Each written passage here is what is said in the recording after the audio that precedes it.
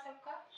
पिछले वीडियो में हम लोगों ने व्याकरण का परिचय पढ़ा, जिसमें पढ़ा कि व्याकरण का इतिहास क्या है, व्याकरण लिखा किसने, व्याकरण लिखने की आवश्यकता क्या थी और व्याकरण है क्या। उत्तर मिला कि व्याकरण वह शास्त्र है जो किसी भाषा को शुद्ध रूप से पढ़ने, लिखने और बोलने के नियम का ज्ञान कराता है। व्याकरण क्या है? किसी भाषा को शुद्ध रूप से पढ़ने, लिखने और बोलने का ज्ञान कराता है। ये जो व्याकरण ये नियम बताता है कि भाषा किस तरीके से हमें बोलना, पढ़ना और लिखना चाहिए। तो बात आती है कि तो भाषा क्या है, भाषा का निर्माण किस प्रकार से हुआ, ये भाषा क्या है जिसके लिए हमें व्याकरण की आवश्यकता पड़ी। उत्तर है कि सार्थक वाक्यों के समूह को सार्थक वाक्यों के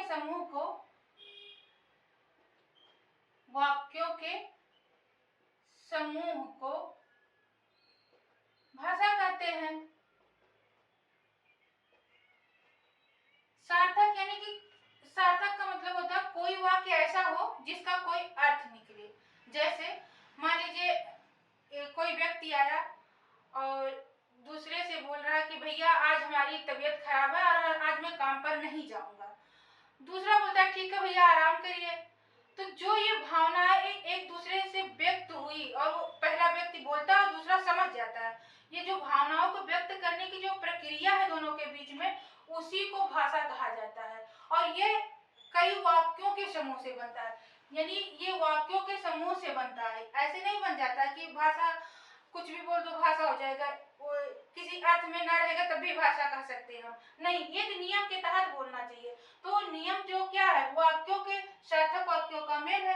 बात आती है तो वो वाक्य क्या है, व्याकरण में हम पूछेंगे तो वाक्य क्या है। उत्तर है कि शब्दों के सार्थक शब्दों के मेल को, सार्थक शब्दों के निश्चित मेल को या निश्चित क्रम को, शब्दों के सार्थक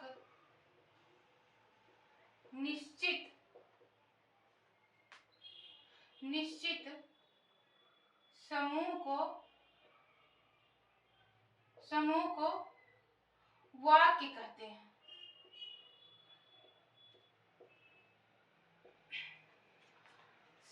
शब्दों के सार्थक और निश्चित से मतलब है कि कौन सा शब्द कहाँ रखना है, कौन सा शब्द किसके बाद रखना है।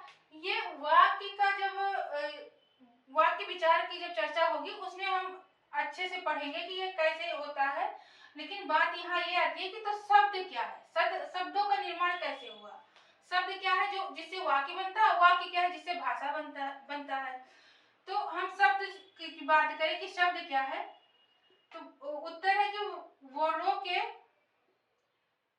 मेल को शब्द कहते हैं। अच्छा, वर्णों के मेल के कैसे वर्णों के सार्थक, जिन वर्णों का सार्थकता हो, मिलने से एक नया शब्द बने। ये चीज हम वर्णों में कभी पढ़ते समय पढ़ेंगे कि कैसे मिलेंगे। तो ये वर्ण क्या है, बात आता है कि वर्ण क्या है तब जिससे शब्द बना। तो ध्वनि के लिखित रूप को, ध्वनियों के लिखित रूप को वर्ण कहते हैं।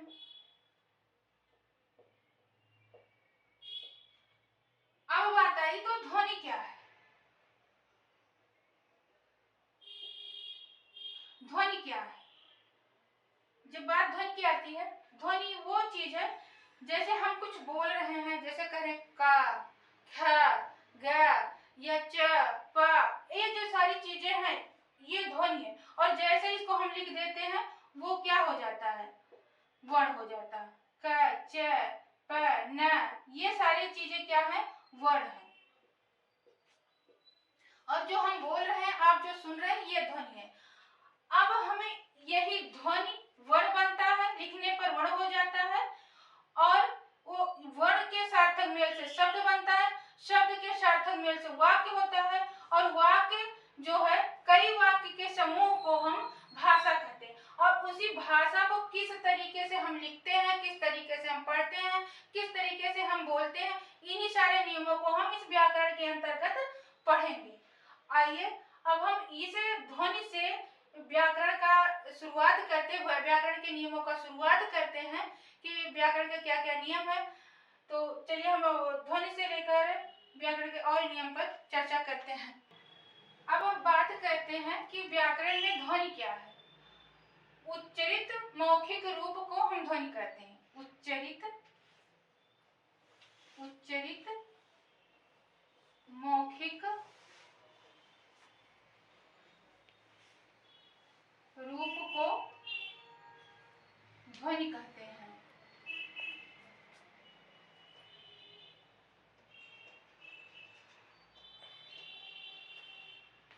और जैसे इसको हम लिख देते हैं वो वर्ण हो जाता है। फिर बात आती है वर्ण क्या है।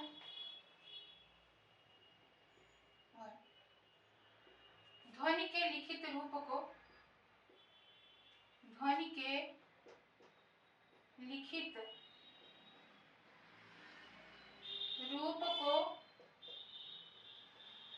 वर्ण कहते हैं। अगर हम वर्ण की परिभाषा की बात करें, वर्ण की अब हम परिभाषा की बात करें कि वर्ण की तो साधारण रूप में हम बता रहे हैं कि लिखित ध्वनि के लिखित रूप को हम वर्ण कहते हैं। कुछ विद्वानों ने, व्याकरणाचार्यों ने अपना अपना परिभाषा दिया है वर्ण के विषय में कि वर्ण क्या है। जैसे हुए कामता प्रसाद गुरु जी हुए, किशोरीदास वाजपेयी हुए, इन्होंने अपने व्याकरण ग्रंथ में वर्ण का कई परिभाषित किए हैं कि किस प्रकार की है। तो ये दो परिभाषा उनका हम यहाँ लिख लेते हैं। कामता प्रसाद गुरु जी के अनुसार वर्ण उस मूल ध्वनि को कहते हैं जिसका खंड व टुकड़ा नहीं किया जा सकता है।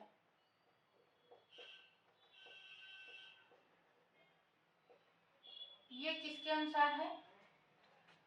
कामता प्रसाद गुरु के अनुसार। कामता प्रसाद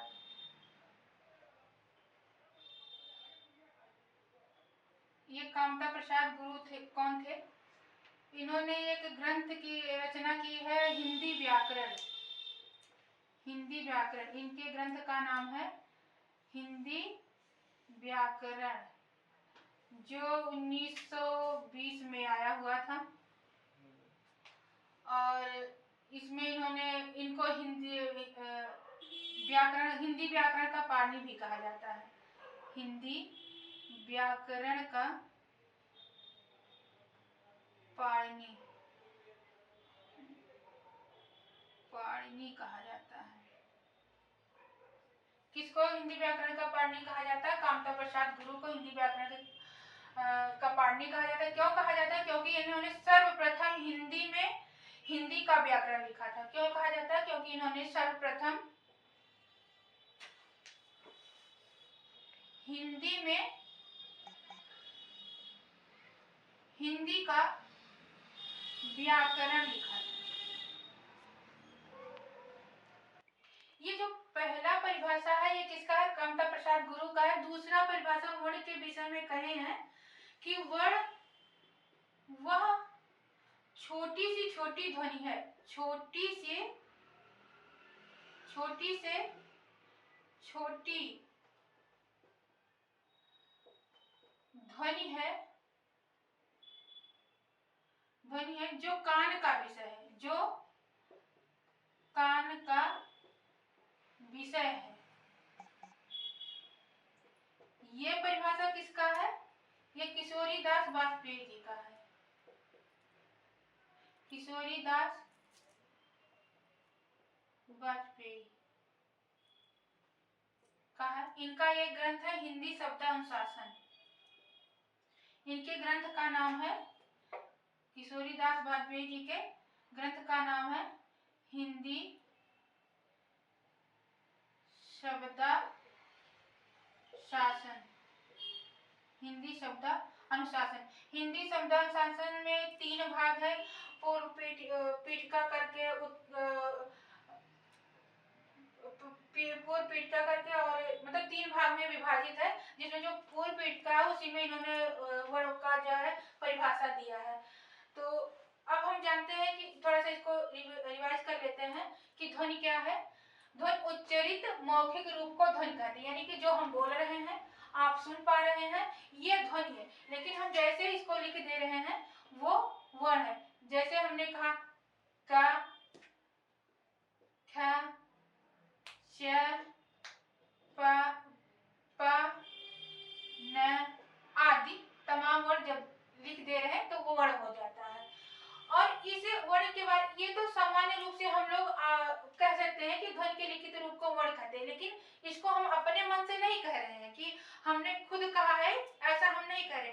जो हमारे व्याकरणाचार्य लोग हैं उन्होंने कुछ परिभाषा दिया, उसी के आधार पर हमने कहा कि ध्वनि के लिखित रूप को वर्ण कहते हैं। तो वो परिभाषा देने वाले कौन है? कामता प्रसाद गुरु जी हैं पहले, जो हिंदी का सबसे पहले परिभाषा दिया और इसका व्याख्या किया। तो उनका परिभाषा है, ये बहुत ही महत्वपूर्ण है, बहुत महत्वपूर्ण बिंदु है ये। इसको ध्यान दीजिएगा, इन सारी चीजों को नोट करिएगा। एक बिंदु प्रश्न है जो तमाम सारे परीक्षाओं में, अलग अलग प्रतियोगी परीक्षाओं में पूछा गया है। जैसे कामता प्रसाद गुरु जी का जो ये है, वर्ण उस मूल ध्वनि को कहते हैं जिसका खंड व टुकड़ा नहीं किया जा सकता।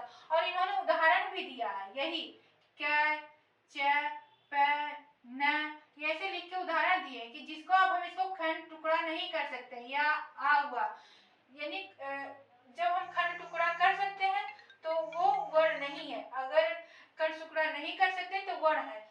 अब बात आती है, कहीं कहीं परिभाषा मिलता है कि वर्ण ध्वनि के लिखित रूप का जिसका खंड या टुकड़ा नहीं कर सकते उसे वर्ण या अक्षर कहते। तो अच्छा बात हम यहाँ चला लेते कि अक्षर क्या है। वर्ण से बढ़कर हम अक्षर के बारे में कुछ बात कर लेते कि अक्षर क्या है। ये भी अक्षर ऐसे उच्चारण ध्वनि है जिसको हम मुख से एक ही झटके में निकाल देते हैं। अक्षर एक ऐसी ध्वनि है, अक्षर ऐसी ध्वनि है जिसे मुख से हवा के एक ही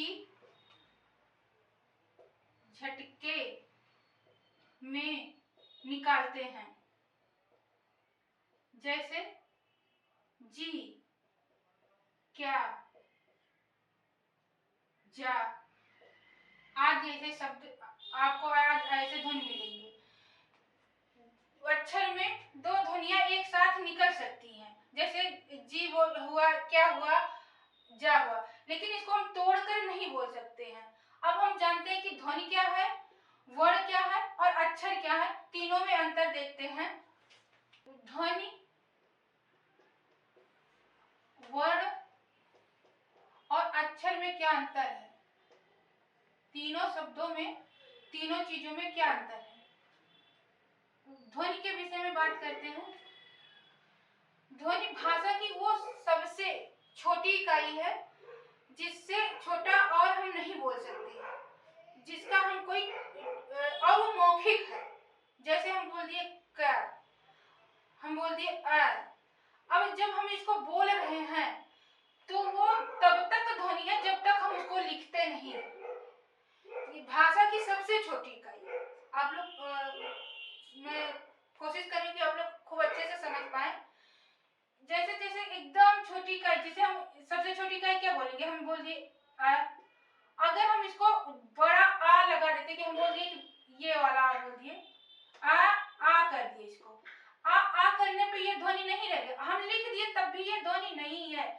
समझिएगा, जैसे भाषा का जो सबसे न्यूनतम छोटी इकाई है, जिसका कोई उससे छोटा और कोई चीज हमारे मुंह से निकल ही नहीं सकता, वो ध्वनि है। और जैसे ही हम इसको लिखते हैं, जैसे लिखे हमने आ, अब ये तुरंत वर्ण हो गया।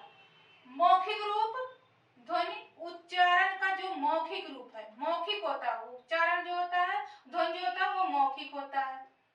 अंतर देखिए, ये मौखिक है और जो इस वर्ण है ये ध्वनि का लिखित रूप है, ये लिखित रूप है। और अक्षर क्या है? अब बात आता है तो जब ध्वनि मौखिक है, वर्ण लिखित है, तो अक्षर क्या है? अक्षर भी एक ध्वनि ही है, लेकिन इसके साथ दो ध्वनियां एक साथ निकल सकती हैं। जैसे हमने बोला जी, और अक्षर उच्चारित करते समय कोई बाधा, गले में कोई बाधा नहीं हो सकती। एक झटके में मुख से हवा के साथ एक झटके में जो वर्ण निकल रहा है वही अक्षर है। जैसे जी, आ, जा, ये अक्षर है और इन अक्षरों में दो वर्ण एक साथ, एक ध्वनि के साथ निकल सकती है, लेकिन अगर हम इसको और छोटा करके बोलते हैं तो वो ध्वनि हो जाती है, और जब उस ध्वनि को हम लिख देते हैं तो वो वर्ण हो जाता है। और जब कुछ ध्वनियों के एक साथ हम बोलते हैं, एक झटके हम बोल देते हैं, यानी हमारे गले में कोई बाधा नहीं होती है, हम बोल देते हैं, तो उसको हम अक्षर कहते हैं। अब हम इन तीनों चीजों में अंतर समझ बता चुके हैं। उम्मीद करती हूँ आप सबको समझ में आ गया होगा। अब आगे हम बात करेंगे वर्णमाला पर। वर्ण का अर्थ तो जानते ही हैं, और माला का अर्थ होता है पंक्ति, पंक्ति या कहे वर्ग, वर्ग। इसके बारे में जानेंगे कि वर्ण अपने कैसे पंक्ति और वर्ग में बैठा हुआ एक माला का निर्माण किया हुआ है। इसके बारे में कई व्याकरणाचार्यों ने अपना कई मत दिए हैं, वर्णों को कई वर्गों में विभाजित किए हैं। तो उन सारी चीजों को हम नेक्स्ट वीडियो में पढ़ते हैं कि क्या है वर्णमाला। जितने भी पॉइंट पढ़ाए गए हैं और परीक्षा की दृष्टि से बहुत ही महत्वपूर्ण है, उन सारे पंक्ति एक एक बिंदु को आप अच्छे से पढ़ते जाइएगा, नोट करते जाइएगा। हर एक परीक्षा के लिए बहुत ही महत्वपूर्ण है। जैसे वर्ण क्या है, ध्वनि क्या है, अक्षर क्या है, इसकी परिभाषा किशोरी दास वाजपेयी जी ने क्या दिया और कामता प्रसाद गुरु जी ने क्या दिया, कब दिया, किस ग्रंथ में दिया, ये सारी चीजें बहुत ही इंपॉर्टेंट है। इन सारी चीज को आप लोग अपने नोटबुक में नोट करिएगा और मिलते हैं नेक्स्ट वीडियो में।